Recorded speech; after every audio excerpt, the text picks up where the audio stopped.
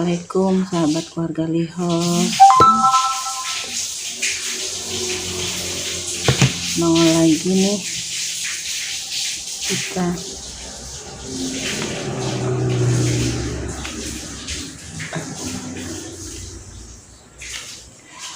beberapa hari ini rasanya itu kayak jenuh banget teman-teman, kayak rasa apa ya, kayak rasa capek, rasa apa ya, kayak nggak biasanya gitu. Rasanya tuh kayak hopeless banget gitu, kayak gimana gitu rasanya. Apa ya, keadaan di Kalimantan itu suhunya itu panas banget, panasnya itu sampai merasuk ke dalam sendi-sendi tubuh. Saking panasnya itu sampai keringat itu sampai bercucur-cucuran gitu. Terus rasanya tuh kan capek ya, capek. Terus kita cuman di sini tuh bisanya pakainya kipas angin aja. Nah kalau posisi panas ya, yang panas berlebihan menyengat banget, kena kipas tuh suhu tubuh itu kayak semakin panas ya. Betul nggak menurut kalian? Tuh panas banget, tambah panas banget, jadinya itu siang itu nggak bisa bobok siang, nggak bisa tidur ya teman-teman ya, nggak bisa istirahat. Jadi boboknya itu mesti udah jam 7 gitu, udah sholat isya. Di sini isyanya jam 7 lebih ya teman-teman, jam 7 lebih seperempat kayaknya. Nah setelah sholat isya itu mata tuh udah bener-bener nggak bisa melek banget, udah ngantuk banget.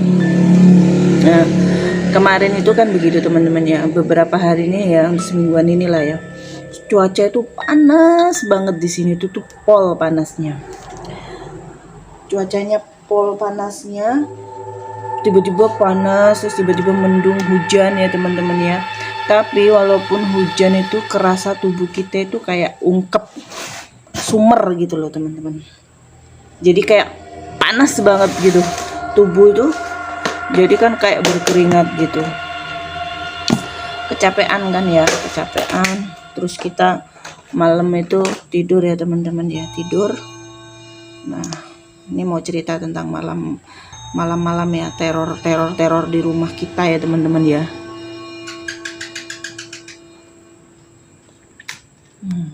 Nah kalau kayak gini kan agak nggak pucat ya teman-teman ya.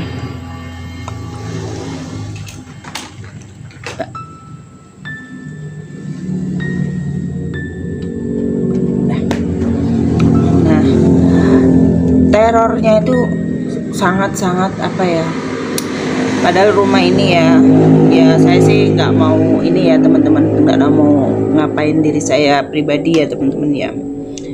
Saya tuh sama suami itu insya Allah untuk masalah ibadah insya Allah masih tetap terjaga ya, walaupun kan kadang manusia kan ketiduran atau apa, telat lah ya jam sholatnya, maksudnya telat teman-teman, tapi insya Allah terjaga sholatnya ya. Terus rumah ini kan selalu kita apa itu namanya puterin sholawatan ya, kita puterin sholawatan, kita ngaji, kadang kita ruqyah mandiri ya teman-teman ya. Cuman ada beberapa kejadian di rumah ini yang menurut aku itu di luar nalar aku ya teman-teman. Kalau memang ini cuman atau di tempat kalian tuh pernah merasakan hal yang sama, ya mungkin ini cuman perasaanku aja ya. Jadi waktu kejadian pertama itu kan saya tuh kan lagi apa ya, lagi bete lah ya, lagi nggak nyaman gitu dengan suami ya teman-teman ya. Nggak nyaman dengan suami saya. Terus saya tuh posisinya tuh apa ya, ingin meredam amarah gitu. Kan biasalah suami istri ya, debat-debat kecil kan gitu, debat-debat cinta lah, tapi nggak sampai kenapa-kenapa ya teman-teman ya. Aku tuh lari gitu loh, aku jalan, aku tuh ada di garasi ya, garasi mobil ya teman-teman ya. Aku bikin gelaran tuh di situ tuh pakai tikar kecil gitu. Aku gelaran di situ, aku duduk di situ. Tapi ya dasarnya perempuan ya teman-teman ya, perempuan tuh kan cengeng gitu loh.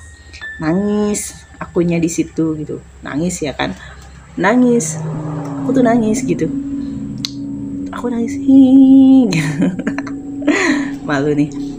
Ternyata teman-teman suara aku tuh ada yang niru gitu loh, sama persis dengan suara aku, cuman dia suaranya tuh agak lebih kayak gitu, tapi niru gitu loh. Nah, teman-teman aku banget terus nih.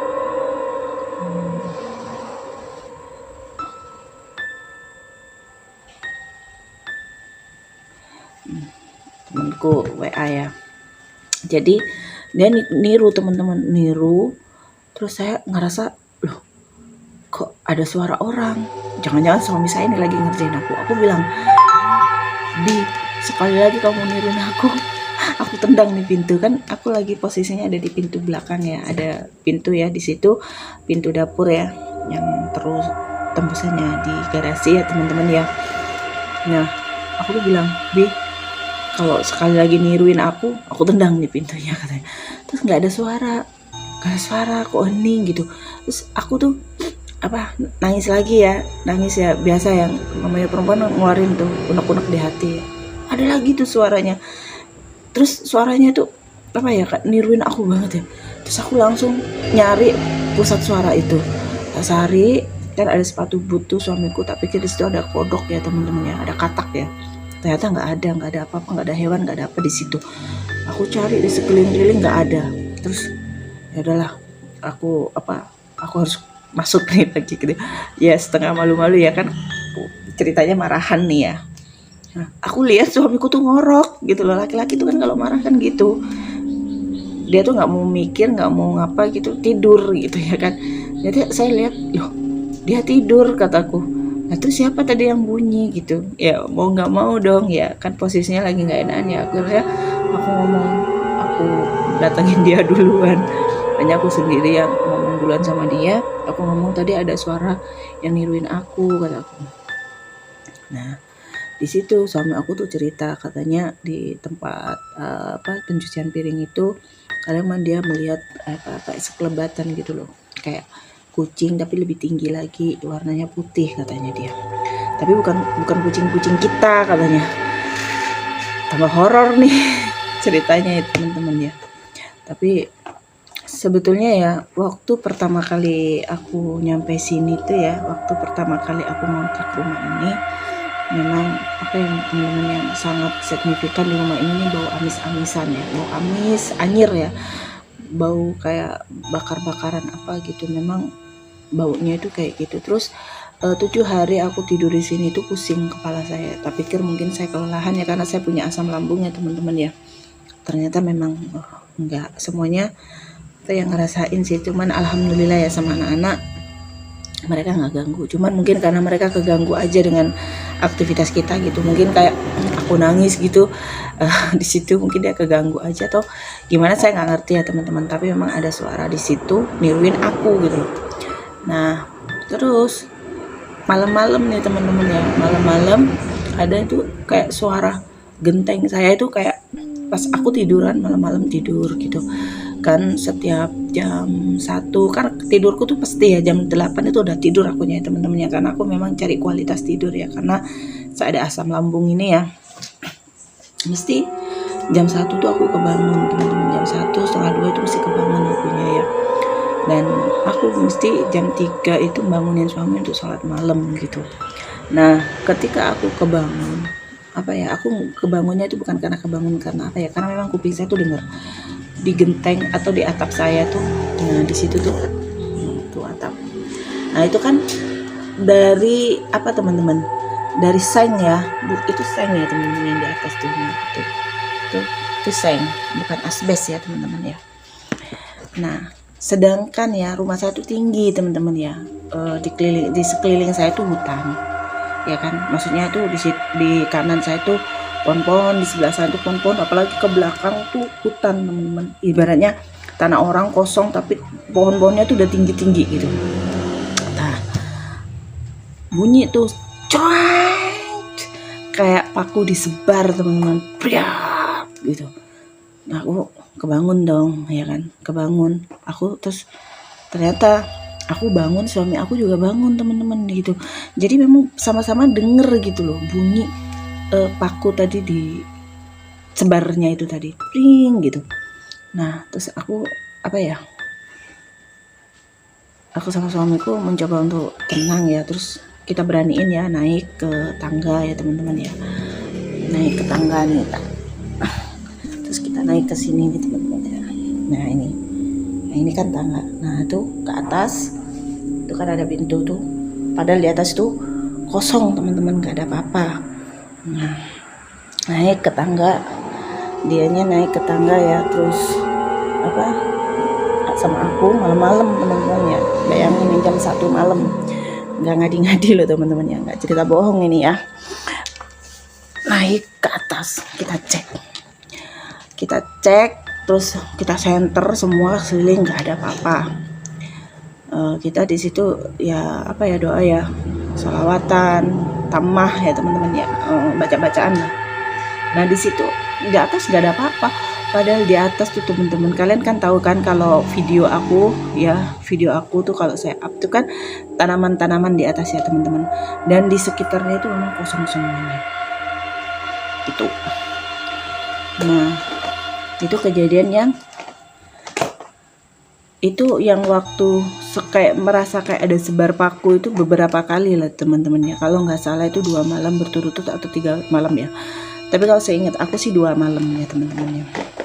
Terus aku pernah juga tidur ya teman-teman, mimpi itu kayak bola api ya, bola tuh melayang tuh dari atas langit, dan aku tuh rasanya itu memang ada di depan rumah ini ya teman-teman ya. Aku ada di bawah pohon keres itu ya teman-teman ya, di sekitaran situ. Waktu itu pohon keresnya masih kecil ya, dan itu kayak posisinya itu kayak kayak redup-redup gimana gitu dari atas dia langsung cuit. Aku liatin, aku di dalam mimpi itu rasanya aku teriak gitu loh, awas minggir gitu. Kemudian langsung di atas genteng saya blek gitu jatuh ya. Nah begitu aku lihat ke dalam, ternyata teman-teman ya, aku dulu tuh di mana ya, di situ ya Bia ya naruhnya ya. Nah di situ tuh aku naruh Al-Quran ya, yang udah nggak kepake gitu, ada di atas pintu itu teman-teman. Nah di dalam mimpiku itu Quran itu gitu yang kebakar, jadi ngena ke Quran itu. Terus pada akhirnya Quran itu kita ambil,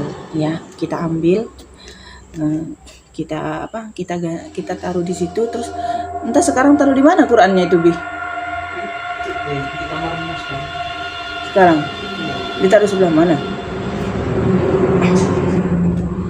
Kayak gitu teman-teman. Jadi memang kan Qurannya itu waktu aku ngontrak itu ada di mana, itu ada di kayak di kerdus-kerdus gitu loh teman-teman, bareng dengan sampah-sampah. Karena Quran ada di atas lemari. Iya.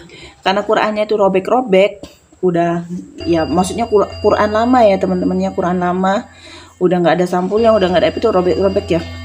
Jadi menurut aku ya, daripada Quran ditaruh di tong-tong sampah kayak gitu, maksudnya dengan barang-barangnya orang yang dulu ya.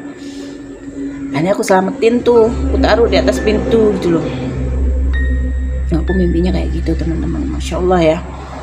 Terus ada lagi nih kejadian kejadian aneh ya teman-teman ya.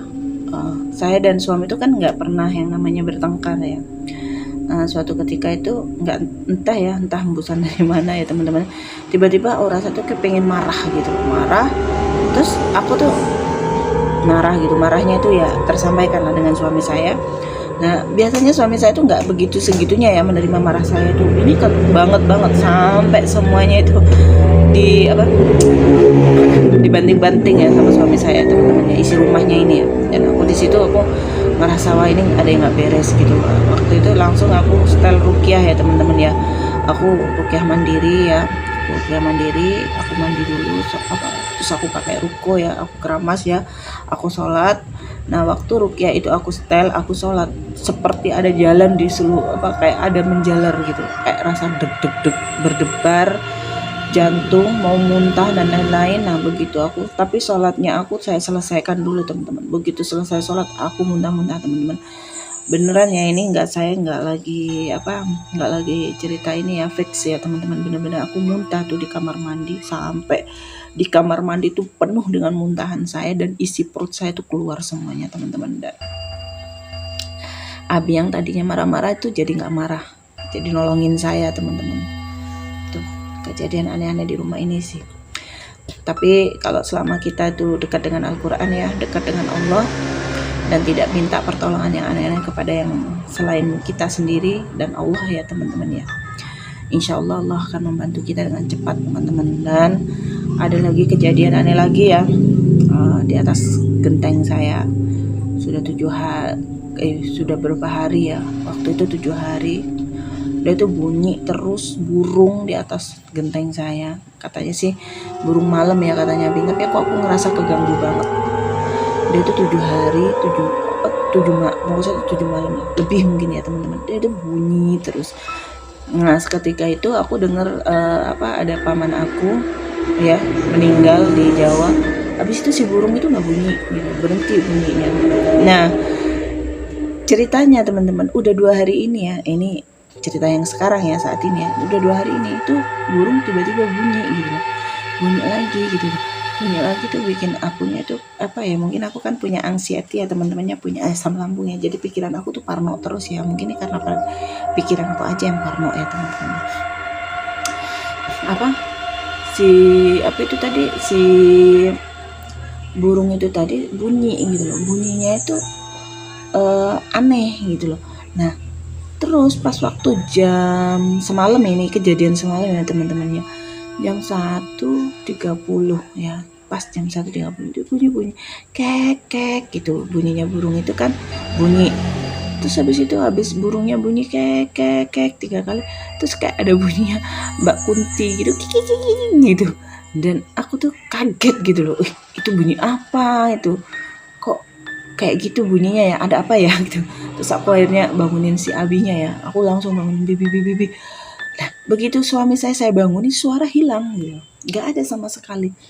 Nah terus abis itu kan aku masih nyapa nih, abinya udah ini kan bangun, dia duduk ya, terus dia ngomong ya udah yuk sholat aja kita daripada nggak tenang katanya dia. Dan kebetulan memang aku ketiduran ya teman-teman, belum sholat isya juga kan. Jadi aku ngomong ya udah bi aku mau sholat isya, ya kamu sholat isya aku sholat malam katanya dia. Terus anak saya itu yang perempuan tuh, yang Lisanya itu yang anak nomor 2 itu bangun juga, terus dia akhirnya ngomong mau ikut sholat mah katanya. Ya udah yuk sholat bareng-bareng kataku. Nah ya itu bunyi teman-teman, terus katanya abinya itu kayak ada bunyi apa gitu, kayak ada burung-burung aneh gitu, tapi tuh bunyinya tuh sampai dengar semuanya teman-teman. Mungkin itu bunyi burung beneran ya. Apakah begitu ya teman-teman, kalau tinggal di di tempat yang masih sepi kayak gini ya, yang kanan kirinya tuh belum ada tetangganya, cuman pohon-pohonan aja, apa akan seperti ini ya teman-teman? Ini terjadi mungkin karena mungkin ya alam sini yang tidak senang dengan keberadaan kita, atau ada manusia yang tidak senang dengan kita terus berbuat seperti itu. Nah pertanyaanku tuh itu teman-teman, gitu loh. Tapi kalau memang ini cuman kejadian alam ya sebagai manusia ya saya cuman permisi ya sama mereka ya, permisi. Saya di sini ngontrak ya, mal-mal ngontrak 15 juta loh 1 tahun ini ya teman-teman ya. Niat mencari rezekinya Allah, karena ya memang namanya manusia itu kan hidupnya itu kan banyak tanggungan lah teman-teman ya. Saya cuma permisi bismillah mau nyari rezeki yang halal ya, yang bagus di sini, dan saya tidak berniat untuk mengganggu ataupun apa gitu. Tapi kalau memang ini adalah perbuatannya manusia ya teman-teman, saya kan nggak ngerti ya. Aku cuma minta di sini saran kalian aja. Kalau memang ini adalah perbuatan manusia ya, saya cuma bisa berdoa sama Allah lewat sholat malamku dan suami aku. Semoga orang tersebut dikasih hidayah sama Allah dan ditata sama serapi-rapinya, dan semoga diberi kebahagiaan. Ya Allah, kita tidak bahagia, jika ada kesulitan semoga diangkat kesulitannya, Dan jika dia ada perasaan sakit hati gara-gara kami, perlakuan kami ataupun bagaimana ya, kami cuma bisa minta maaf karena kami tidak tahu siapa orangnya, ataupun ini cuma sekedar pikiran saya aja ya teman-teman ya. Ya apa ya, kita minta maaf yang sebesar-besarnya, karena tindakan manusia kan tidak tahu ya apa yang bisa menyakiti manusia. Kan kadang manusia cuman di salah ngomong dikit aja udah menjadi luas sakit hatinya. Tapi sebetulnya teman-teman ya, kalau mau jadi manusia yang baik itu harus, kata Rasulullah itu harus benar-benar luas hatinya. Supaya apa? Bukan sempit hatinya ya, tapi luas hatinya supaya menjadi hati yang lebih baik lagi, bisa menerima gitu loh. Tidak ada di dunia itu yang hakiki teman-teman, tidak ada di dunia itu yang abadan, atau apa abadan itu di dunia itu nggak ada yang apa tuh namanya abadi betul, nggak ada yang abadi, nggak ada yang kekal ya teman-teman ya. Berlomba-lombalah mencari kebaikan dan berlomba-lombalah mencari sebuah keberkahan dari Allah Subhanahu wa taala. Jangan kita berlomba-lomba hanya ingin menyakiti hati orang, dan jika tindakan kami semuanya menyakiti hati, kami mohon maaf. Kami itu cuma manusia biasa, manusia yang tidak luput dari dosa, kesalahan di masa lalu, di masa saat ini, di masa yang kita jalani ini. Jadi sebagai manusia tidak sepatutnya kita harus menghakimi manusia ya teman-teman.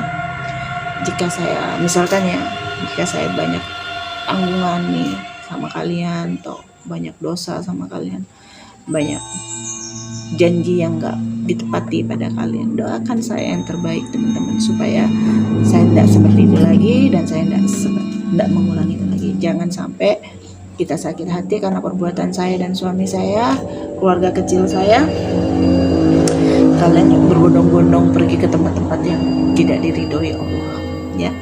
Karena sesuatu yang jahat itu akan kembali kepada diri kita sendiri, sesuatu yang gak baik itu akan kembali pada diri kita sendiri gitu. Dan masalah di rumah ini ya teman-teman, saya sudah 3 tahun di rumah ini, dan alhamdulillah ya, saya nggak pernah merasakan apa-apa di rumah. Maksudnya saya nggak pernah merasakan aneh-aneh di rumah ini ya, cuman beberapa saat ini aja gitu ya. Kalau masalah pertama kali datang mungkin karena rumah ini kosong ya teman-teman ya, jadi bau kayak amis atau apa, mungkin karena banyak hewan yang meninggal ya kan, di tempat air, di tandon air atau lain-lain kan sudah dibersihkan, sudah kita bersihkan, sudah kita kasih wangi-wangi sesuai Rasulullah kan, rumah itu wangi itu bagus ya teman-teman, udah kasih wangi. Alhamdulillah nggak ada apa-apa, cuman beberapa saat ini pernah juga ya teman-teman, saya nanam pohon pepaya ya, diputus semua. Kalau nggak kelakuan manusia, masa kelakuan sesuatu orang yang nggak kasar, atau makhluk Allah yang lain yang nggak kasar? Nggak mungkin kan, ya kan? Itu pohon pepaya baru tumbuh teman-teman, buahnya itu masih segini-segini kalau nggak salah ya, segini-segini di pinggir jalan waktu itu. Nah, waktu itu saya masukkan di channel saya yang satunya yang sudah ditutup sama saya teman-teman ya. Itu tuh dihabisin teman-teman, dibuang semua itu sampai daun-daun mudanya. Aku heran.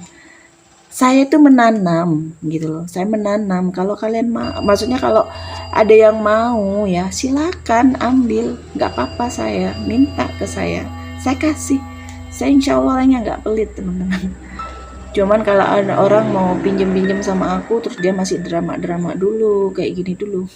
Intinya gini, kalau kalian butuh sama aku gitu loh, maksudnya kalau ada yang butuh sama aku ya kan, aku bilang kalian ya, soalnya kayak nonton ini luas ya teman-teman, nanti dipikir kalian luas gitu. Maksudnya orang-orang yang kenal aku ya teman-teman ya, kalau mau butuh sama aku ya, ataupun aku butuh sama kalian, aku pasti datengin kalian bersama dengan suami aku, bicara baik-baik, ngomong baik-baik gitu.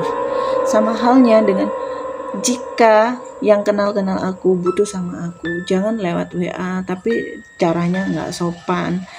Nanti kalau saya jawabnya agak sedikit nggak sopan juga, kalian marah, kalian apa tersinggung sama saya kan kayak gitu. Jadi intinya itu attitude itu harus dipakai ya teman-teman. Yang namanya butuh itu kan duduk ke rumah gitu. Ataupun saya butuh kalian duduk ke rumah. Nggak bisa main WA WhatsApp ngomong secara bagus gitu. Gitu teman-teman.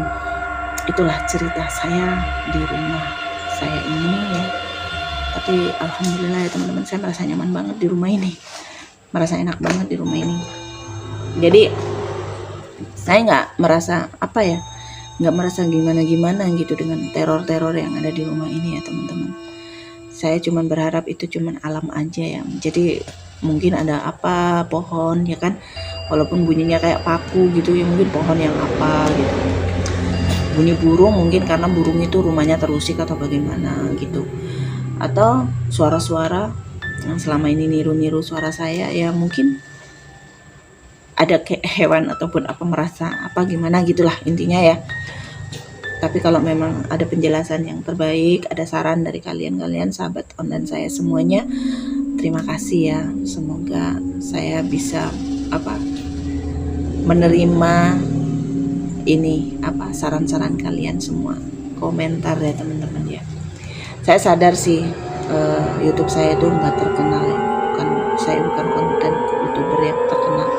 Saya berusaha menjadi layak walaupun sebetulnya tidak layak-layak. Ya nggak apa-apa teman-teman. Ya karena semuanya itu kan proses berjalan. Kita nggak bisa terus harus gitu. Channel saya satu sudah hilang teman-teman ya. Karena sesuatu yang jatuh. Kalau memang kita merasa aku masih bisa nih, ya udah kita bangkit lagi. Tapi kalau memang udah ngerasa nggak bisa, ya sudah, berarti memang bukan rezekinya di sini, kita cari yang lain gitu. Oke teman-teman ya, terima kasih sudah mantengin cus saya ini yang cuap-cuap ini. Entah kenapa ya, semoga Allah Subhanahu wa Ta'ala memberi kelimpahan rahmat rezeki buat kalian semua. Dan saya juga mohon maaf ya jika selama ini kelakuan saya itu banyak menyakiti orang-orang yang kenal sama saya ya teman-teman ya. Sebetulnya saya tiap hari itu ya dengan anak-anak saya, dengan suami saya nggak pernah ngobrol, saya nggak pernah kemana-mana. Saya cuman baik semua sama orang, tapi kadang kebaikan itu dia salah artikan gitu aja, intinya seperti itu. Oke, terima kasih udah mantengin YouTube saya, dan terima kasih sudah berbagi kuota kalian untuk nontonin saya ya teman-teman. Semoga jadi ini buat kalian juga ya, kalau bergaul itu harus hati-hati. Oke, terima kasih ya teman-teman ya. Wassalamualaikum warahmatullahi wabarakatuh.